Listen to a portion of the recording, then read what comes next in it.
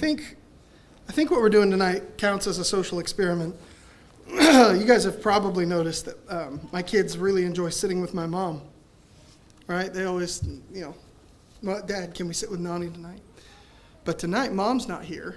Dad's preaching. My mom is not here. Nani's not here, which means the kids are by themselves on the front row with Joe Pa. So we'll see how it goes. I think they're going to do great. Maybe I wish they're going to do great. I don't know if think is the right word. Anyway, we've got a lot of stuff coming down. Dad did a great job recapping a lot of stuff before his lesson. I just want to make sure that we remember the Fall Festival is coming up, and it's coming fast. Like, I think are we 2 weeks away at this point? We need stuff still. I don't have the master list this year for what we need, but I know we need stuff. If you have any ideas, there's a weird overlap here with the Fall Festival of if you have an idea, take charge and run with it, mixed with we have some ideas and we need help with those. Those are two separate things, and I think sometimes they get mixed together and people go, so they did, so, what do we do? Okay, I felt that way because organizing it, sometimes I don't clarify those two as clearly. If you have an idea for a booth that you want to do it. Like, just text Tim and be like, hey, I want to do this booth. He'll say, awesome. That's all. That's as easy as it'll be. And then whatever you need for it, do it. Or if you need donations for it, let us know about that too. If you want to help with something but don't want to run a booth, text Tim and he'll say, well, we need this and this and this and this. And then you got your thing that you can help with. So any way that you want to help, any way that you can help, whether it's taking over a booth or coming up with donations or something, it'll all be helpful, right? Your help will be helpful. There it is. Most obvious statement of the night. And please pray for it. Please pray for this event. That's what we've done the last several years. Just make sure that we are praying ahead of the event, that God will do something with the little thing that we're doing called the Fall Festival. And God does big stuff with little things and little people. So make sure you're praying for it. And it'll be a great event, and I believe it can be a great activity for the kingdom. We're going to talk about Samson tonight, and we're going to talk about Samson's strength. I have in my notes, Samson's strength, ... or hair. I don't know, either one, right? I mean, Samson is the guy. When we talk about Samson, we think about Samson and his, I don't know if you call it lovely, but at least you would call it long. I think Absalom cornered the market on lovely hair, but Samson had this long hair, right, that he never cut. And so I want to look at Samson's story and I don't know, take a couple of notes and look at what's going on. Before we dive in, personally, it's always helpful to know where we are in the story of the Bible. And so the book of Judges comes right on the heels of the book of Joshua, which is this big conquest narrative about how the people came out of the wilderness where they were led by Moses, and they're led then by Joshua into the promised land, and they just wipe out all of the nations in front of them because God is with them and he leads them into the promised land. But there's this one very particular note that they did not, in fact, wipe out these nations. And this leads to a lot of problems, at least in the flow of the narrative. This is the catalyst for God's people intermarrying with other nations and most importantly, following the other nations' gods and worshiping the other nations' idols. And that causes all kinds of problems. And then you get into this book of Judges. The book of Judges, I was trying to think of how you visualize this. Growing up, so Jay goes this way for me, so it goes that way for you guys. Growing up, I remember we had a picture flashcard to memorize the book of Judges. You did a J and then the scoop just circled and circled and circled, right?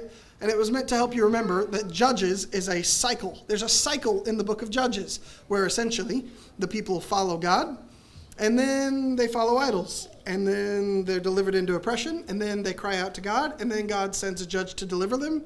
Then the judge dies and the people follow idols and God delivers them over to another nation, and they cry out to God, and then God sends a judge to deliver them, and then, it just goes on and on, right? Like, it's just this cycle. It happens several times, I believe, actually 7 times throughout the book by the time you get to Samson, which just might be significant if we've learned anything about reading the Bible in groups of 7. So, several judges come through. one of the most prominent things in the book of Judges, this story, is there's this repeated phrase that people did what was right in their own eyes. That phrase should immediately make you think of another story, which is the flood. Genesis chapter 6, that was, the whole world was evil and everyone did what was right in their own eyes. That was like the problem with the world at that time. And so what you get by the time you get to the book of Judges is you go, oh, we are no better than we were at the flood. We, humanity, we're no better than we were at the flood. God's chosen people are no better than those people who were destroyed at the flood, which is a sobering and devastating realization. Although, if you remember the flood story, God realized it then. Then you go back and you think, okay, well, the problem at the flood was that, the whole world was full of violence and everyone did what was right in their own eyes. And then you remember to Genesis 4 where Cain kills Abel and the blood of Abel cries out to God. And if the blood of one person cried out to God and I don't want to say inspired, but motivated, it's the wrong word, but you get what I'm saying, inspired God to action on behalf of Abel, if one person's blood cried out to God and moved God to action, what does a whole world full of violence and blood sound like to God? Well, it sounded bad enough to send the flood. Then you get to Judges and realize it still sounds like that. The blood of the world is still crying out to God, and he is still hearing the wickedness and the violence and the oppression that's going on.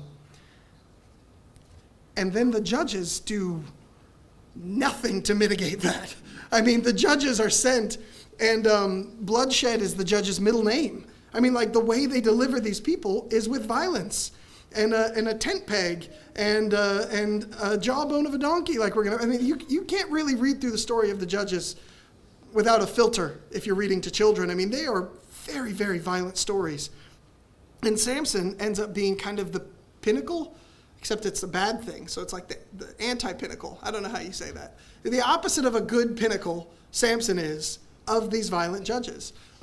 So if you think about the cycle, this might be a good visual, because the J makes good, but it's like a downward cycle. So it's almost like a swirling funnel of doom into descending. Most of us use a swirling funnel at least once a day, and that's basically the picture you should have when you think of the judges. I'm trying not to be too crass, but I'm like, that is what is being conveyed. This is not going anywhere good, and this is not good. And by the time you get to Samson, we're in very not good territory.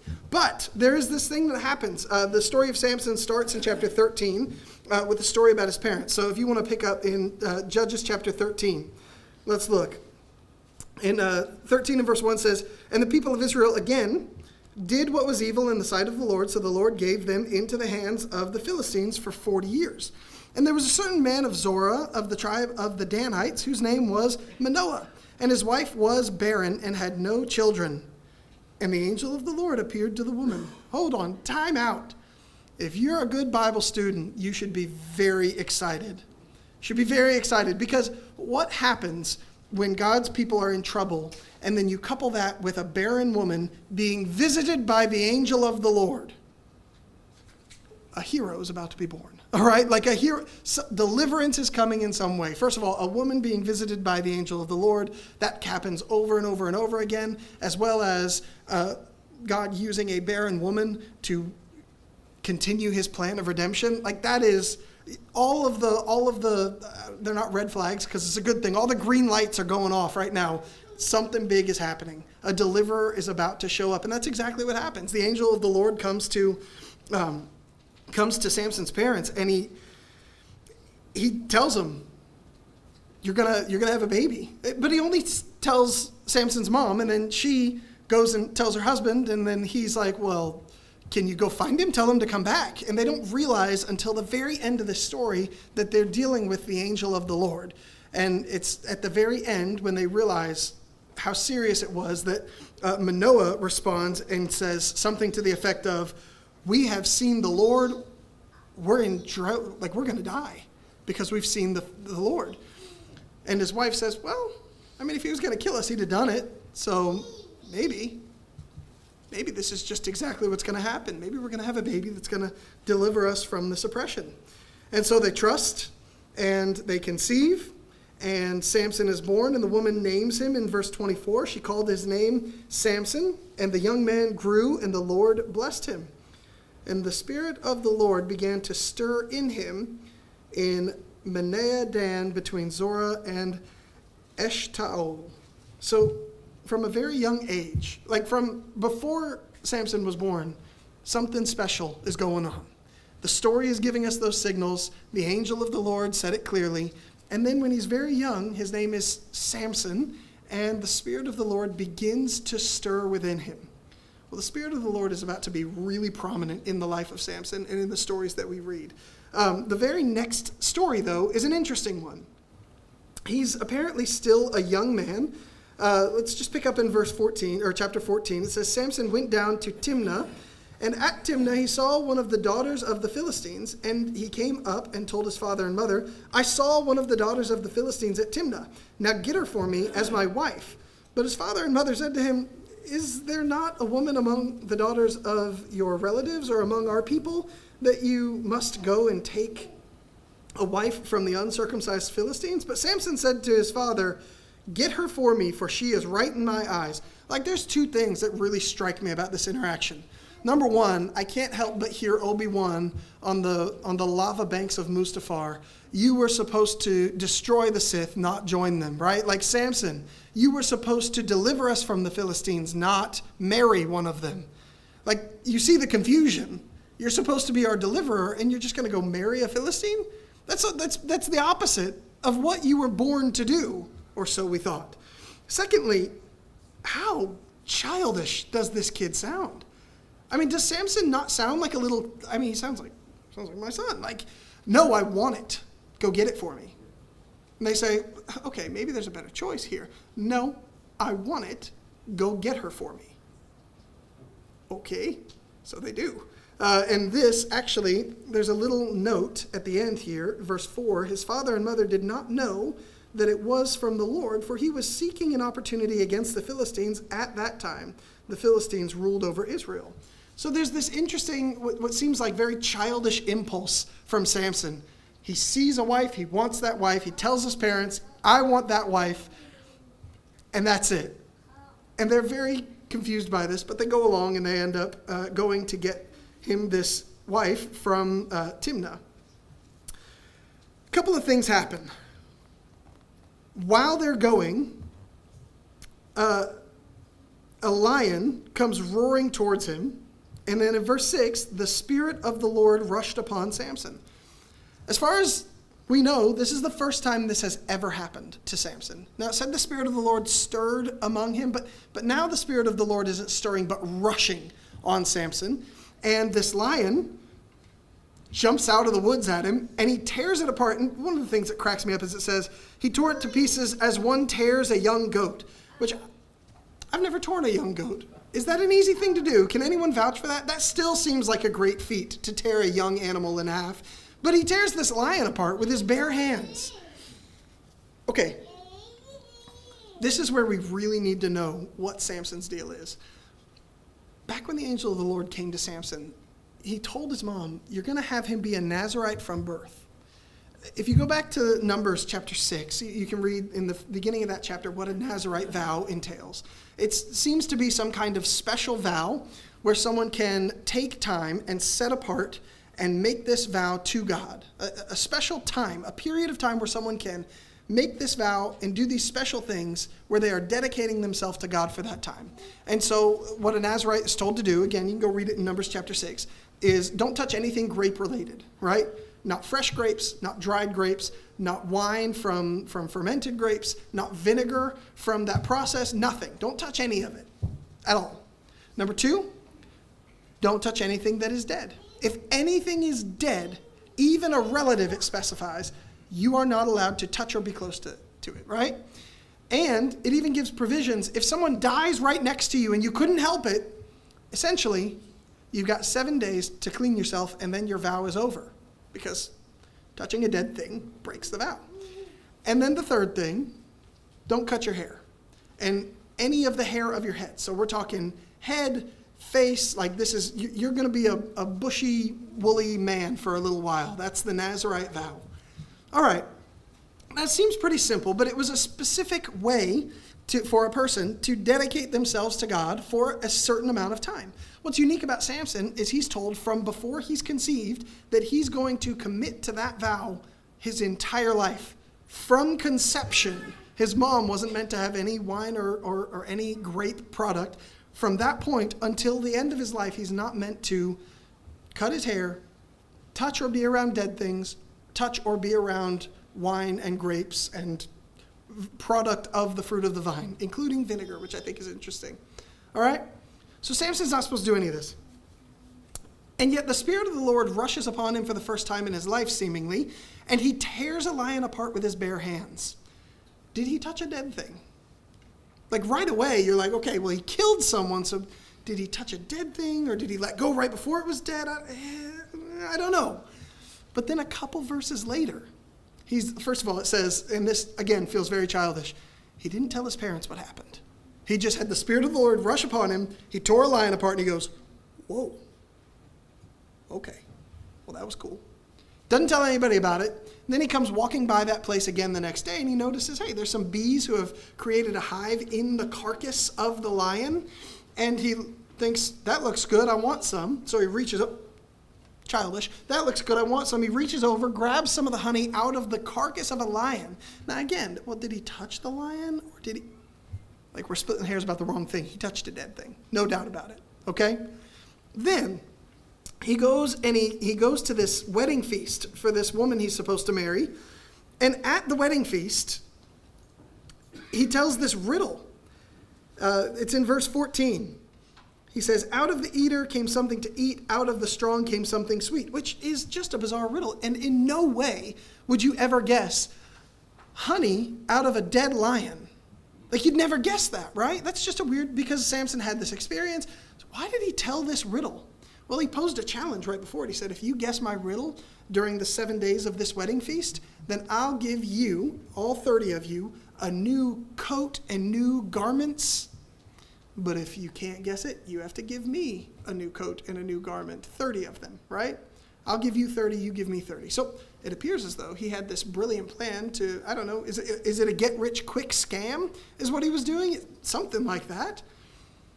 Then there's this really interesting story where the first time a woman badgers Samson into telling a secret happens.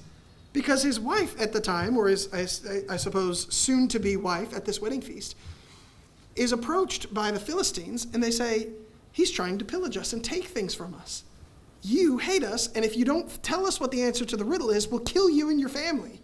And so she badgers Samson for the duration of the wedding feast, and finally Samson is vexed, right? What is it? In verse 17, she wept before him the 7 days, and that their feast lasted. And on the 7th day, he told her because she pressed him hard. Then she told the riddle to her people. And the men of the city said to him on the 7th day, before the sun went down, what is sweeter than honey, and what is stronger than a lion? And Samson said to them, if you had not plowed with my heifer, you would not have found out my riddle, which is an absolutely off-the-wall response. Anyway, let's just set that aside for a minute. What is this guy's deal? Like, he's not a great hero. We have this picture, especially in little kids' books, of Samson being one of the Bible heroes, don't we? This awesome warrior judge who delivered Israel. He is about the most emotional little baby I've ever seen. If he wants something, he does it. If he's annoyed, he's going to do whatever it takes to get that annoying thing to stop. If he wants something, he's going to ask his parents for it and demand it from them like a child. And then he gets angry. Right here, this is, again, very childish behavior. He gets angry that they figured out his riddle, and he knows immediately how they figured it out. And so he goes down to the next town over, slaughters 30 men, takes their nice garments, and brings them back to the people who guessed his riddle. And then he leaves in a huff. At the very end of verse 19, in hot anger, he went back to his father's house. So he gets angry and he leaves, which I would argue is childish behavior. You don't even do that in a game of pickup basketball. And if you do, Everyone feels like you're acting like a baby. Anyway, so Samson is he's angry, and after he left, his wife was given to his companion. It says there in verse 20, who had been his best man, which is an interesting translation. Anyway, after this, we're trying to speed through this, and I'm doing a poor job. After this, Samson comes back months later. Months later. Why? Because he felt like it. He comes back months later to this girl who was supposed to be his wife and decides, I'm going to consummate the marriage now. And so he shows up, and the girl's father won't let him go into the chamber. It was how it calls it, what it says. Because I gave her to your best man because I thought you hated her, because you left like a baby. And Samson is so angry about this that he grabs 300 foxes, ties them 2 by 2, puts a torch in their tails, and sets the man's property on fire. Tantrum? Anyone? Tantrum? I think that's a tantrum. I think that qualifies. Anyway, the Philistines get irate about this because why in the world did someone provoke Samson like this? And so they burn his should-have-been wife and her father and family, and they burn them in their home. So Samson then gets irate about that, and he goes out and verse 7, Samson said to them, if this is what you do, I swear I will be avenged on you, and after that I will quit. And it says he struck them hip and thigh with a great blow, and he went down and stayed in the cleft of the rock at Etam. So he gets angry about this, has some, we're not given details on this, stuck them hip and joint, all right? And he hip and thigh, and he kills a bunch of people, you can assume, and then he goes off into the wilderness into a cave, and he's living in a cave now. Well, of course, I mean, if you're going to hit me, I'm going to hit you back is the mentality of this entire passage. So the Philistines come out, and they're going to kill him. And so then the Israelites go into the cave of Samson, who's just, I don't know, sitting there hanging out. I don't know what he's doing in a cave. And they say, hey, we want to give you over. They bring 3,000 men to give him over to the Philistines. And he says, are you going to kill me? And they said, no, we're just going to give you over. He said, okay, cool, fine. Tie me up. So they tie him up. They send him out. And the Philistines come with this multitude of Philistines to take Samson captive, you assume. And we're given this phrase, the Spirit of the Lord rushes upon Samson. And he grabs the first thing he can find, which is a fresh jawbone of a donkey. Which if you're going to say he didn't touch dead things yet, you've lost the bet at that point for sure, right? Like it was fresh. It wasn't even like it had been, soaked in peroxide or whatever you do when you take care of bones. Like this was a piece of a dead animal, and he, in the Spirit of the Lord, slaughters 1,000 Philistines. I heard someone do a depiction of what this might have sounded like, what it might have looked like. He said he dodged blows as if he had 1,000 eyes. He struck down Philistines as if he had 1,000 arms. Like, I don't know what this looked like. I know that every depiction I've seen is really cheesy, where they're like running at him and he just hits them. And it just doesn't look good. But whatever it looked like, it was bloody. It was ferocious. It was terrifying. And it was a lot of dead things.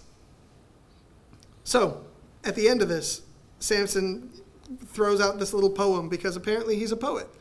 In verse 15, Samson said, with the jawbone of a donkey, heaps upon heaps, with the jawbone of a donkey, I have struck down 1,000 men. A fun little thing about that, the jawbone, the word donkey and the word heap, or like a pile, are the same word in Hebrew. They mean the same thing. So, with the jawbone of a heap, heaps upon heaps, with the jawbone of a heap, I have struck down 1,000 men.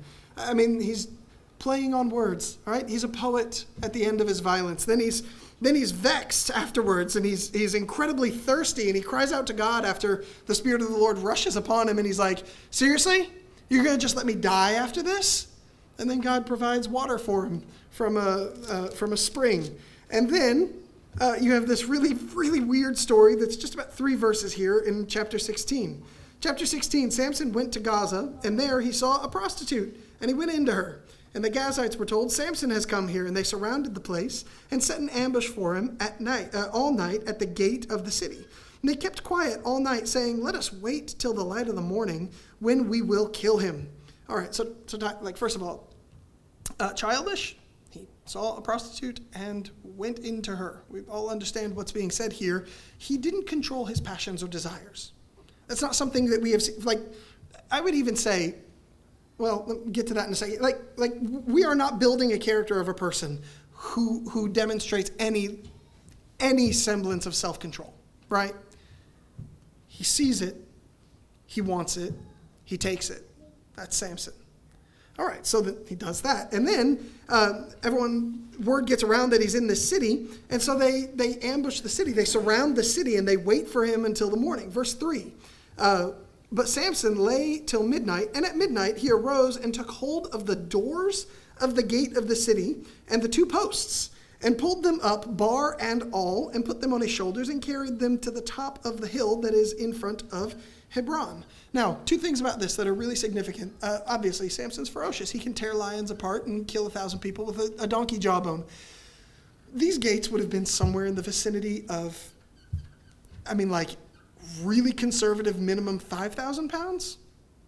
And if you're adding the posts and everything on top of that, we're probably getting up in the 10 to 20,000 pound range of weight that these gates would have.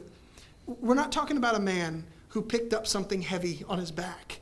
We're talking about a man who defied the laws of physics and lifted something outrageously large. And then he carried it, it says, to the hill that's in front of Hebron, which would have been 37 miles away. And it would have all been uphill, because from where Gaza is to where Hebron is only uphill. So Samson carried city gates on his back 37 miles uphill.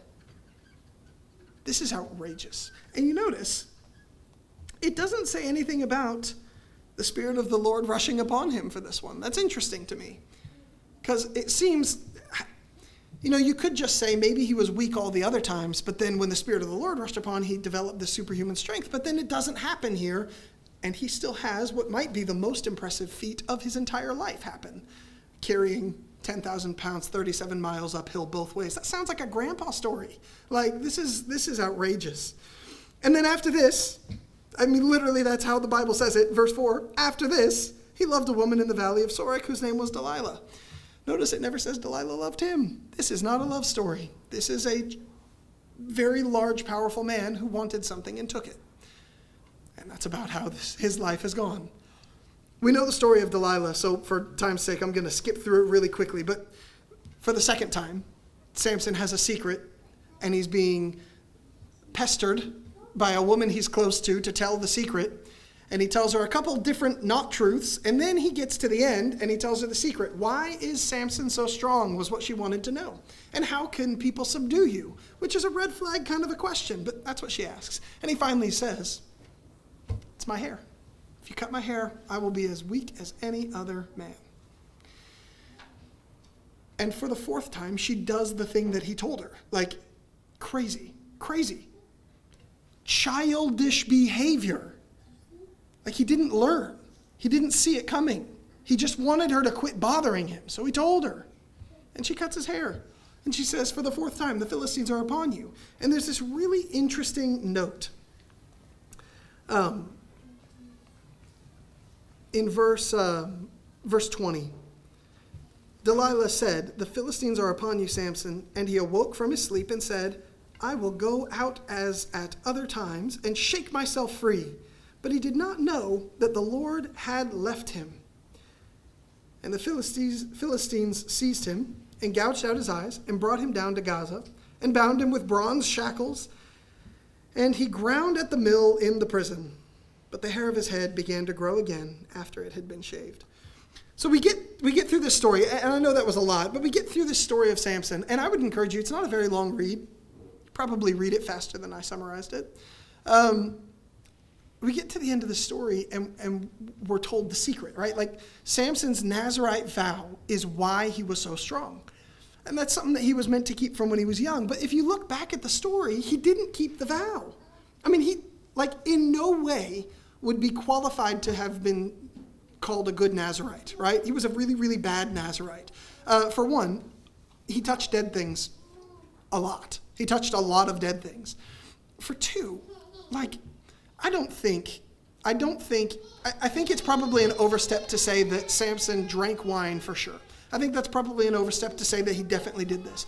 But I think it's a very reasonable question to say, did he have a drink at the wedding feast he was at for 7 days? I mean, we're not given a picture of a guy who demonstrates any semblance of self-control. We're not given a picture of someone who rejects things out of principle at any point. Did he, in fact, keep that part of the vow? Again, I think it's probably an overstep to say definitely not, but I think it's a reasonable thing to ask if he actually did. And then his hair. So I guess he never cut his hair, and that's the only reason God stayed with him, is because he never cut his hair. And then finally he cuts his hair, and boom, the Spirit of the Lord leaves him finally, after a lot of other miserable failures and childish behavior. But then his hair begins to grow. And the end of the story of Samson, back with his full head of hair, I'm biblical, just throwing that out there, right? Anyway, back with his full head of hair, Samson prays to God with his eyes gouged out, and he asks God, let me have vengeance on the Philistines for the sake of your people. Let me have vengeance on the Philistines for the sake of your name, God.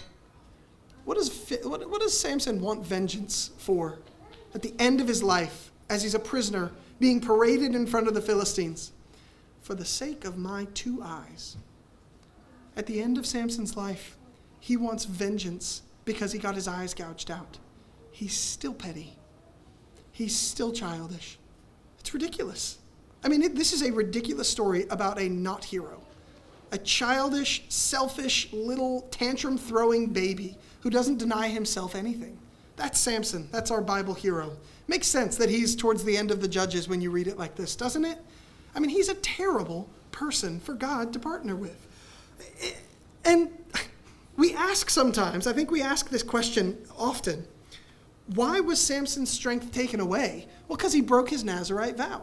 And there's a sense in which that's true, right? And when you read in Numbers chapter 6, your Nazirite vow was over, it was ended when you shaved your head. But it was also ended when you touched something dead. So really, Samson didn't keep the Nazirite vow. And why was his strength taken away if he'd violated his vow before this day? What was going on? I think there has to be something more here, because if you look at Samson and if the vow is the standard, Samson should have lost his strength when he killed the lion and ate the honey. Like, it should have been gone then. Samson should have lost his strength when he picked up as a weapon, instead of his bare hands, which were good enough for a lion, mind you.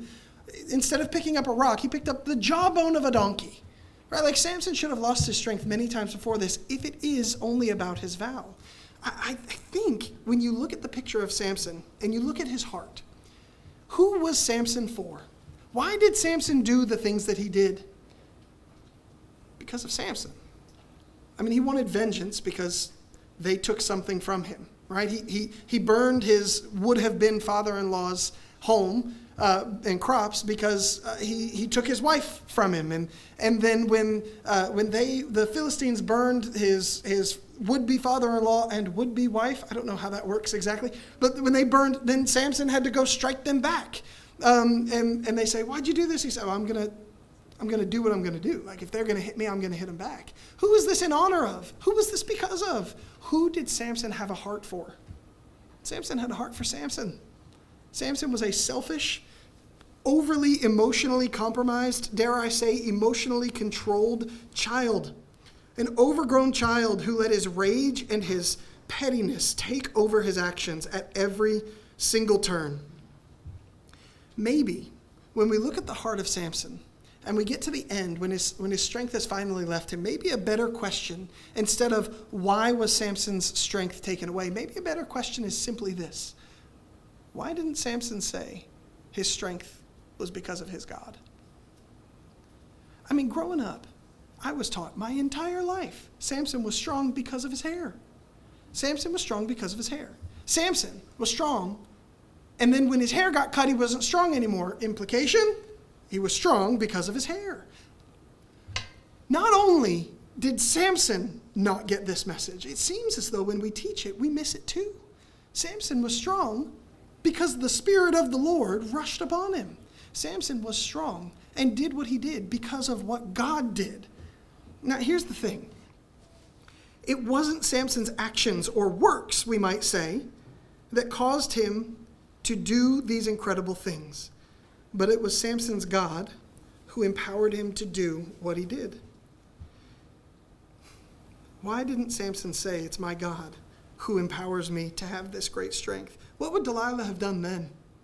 Right? She'd have been helpless. What's she going to do? Go kill the Israelites' God? Like, she can't do that. How's she going to separate them? If Samson had rightfully attributed his power and his strength to God, who could have stopped him?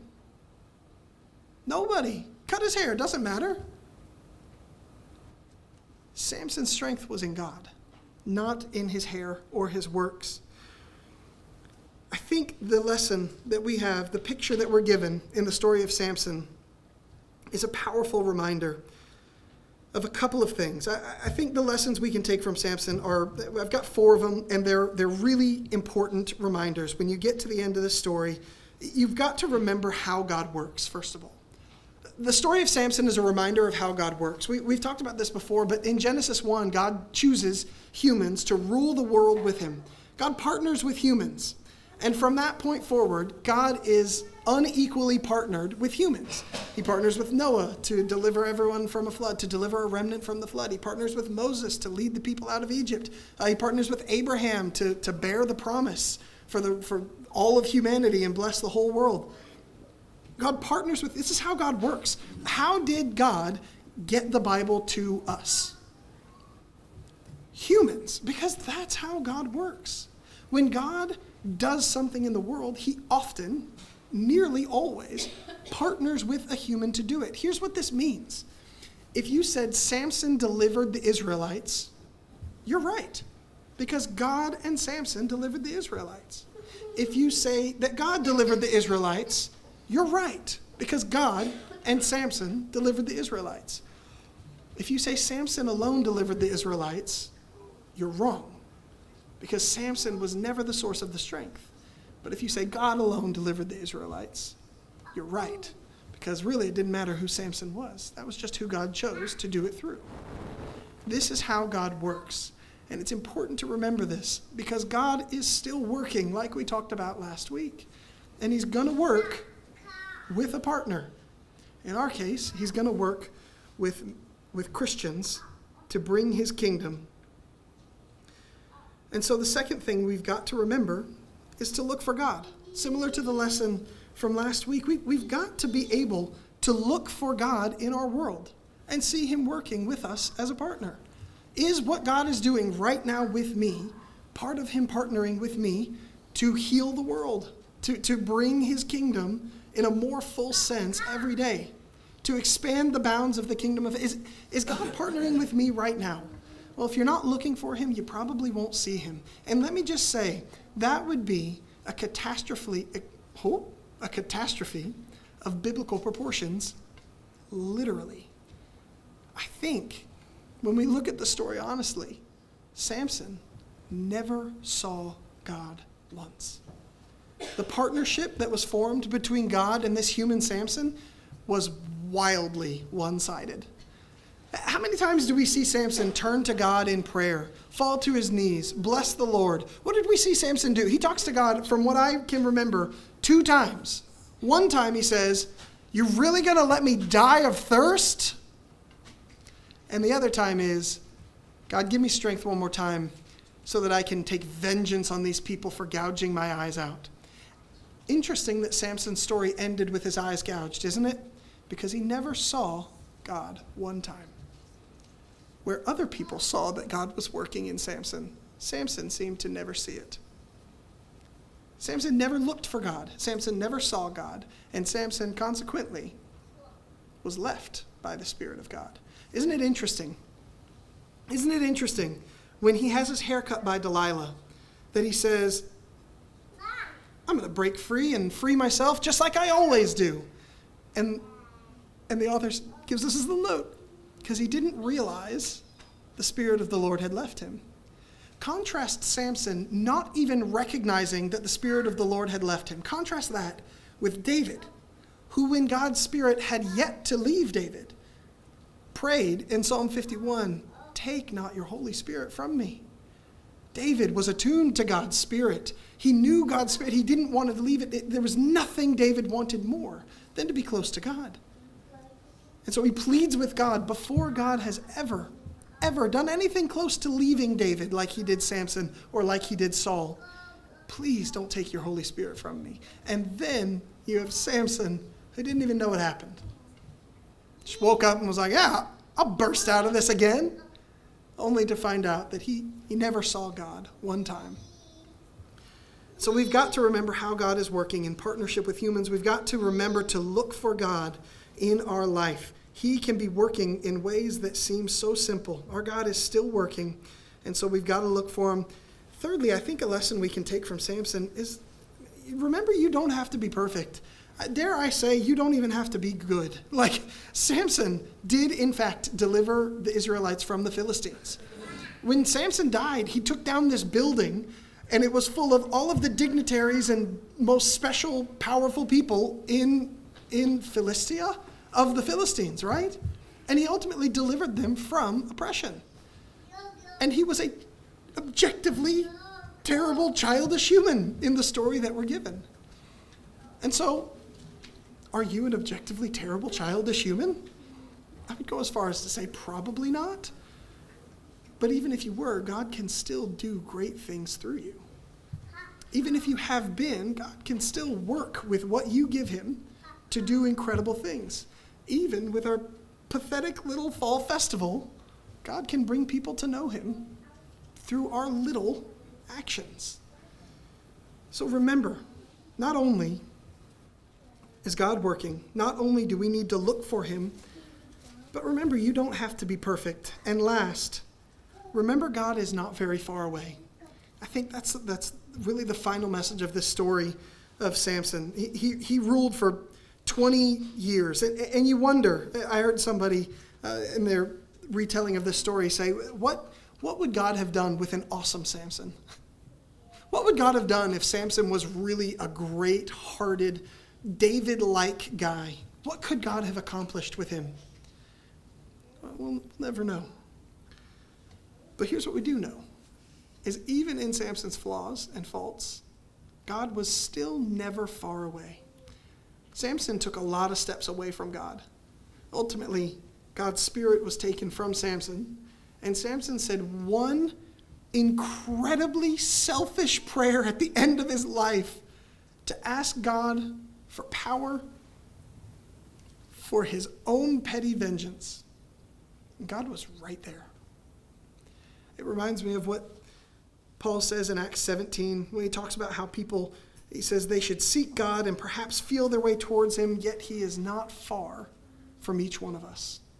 Or what Paul writes in Ephesians, where we serve one God and Father of all, who is above all and through all and in. God is not far away from us. If we read the story of Samson, and we remember that God is still working in partnership with humans like he always has, we remember to look for him because Samson never saw him.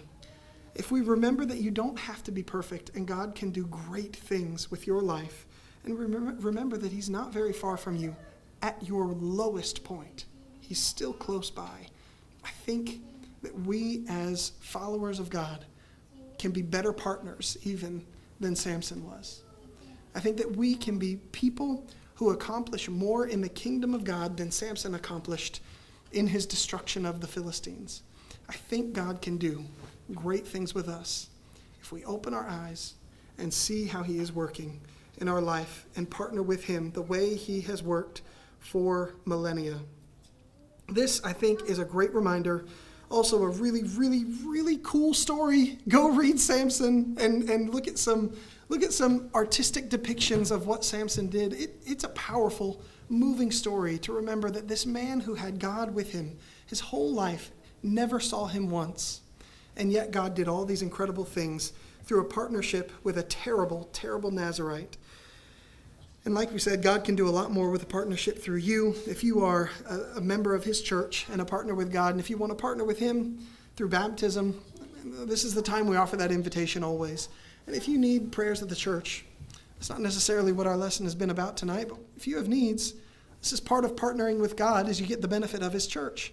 And if you have something you need, or if you have prayers you need, you can let us know what that is. We'll pray with you and help you any way that we can while we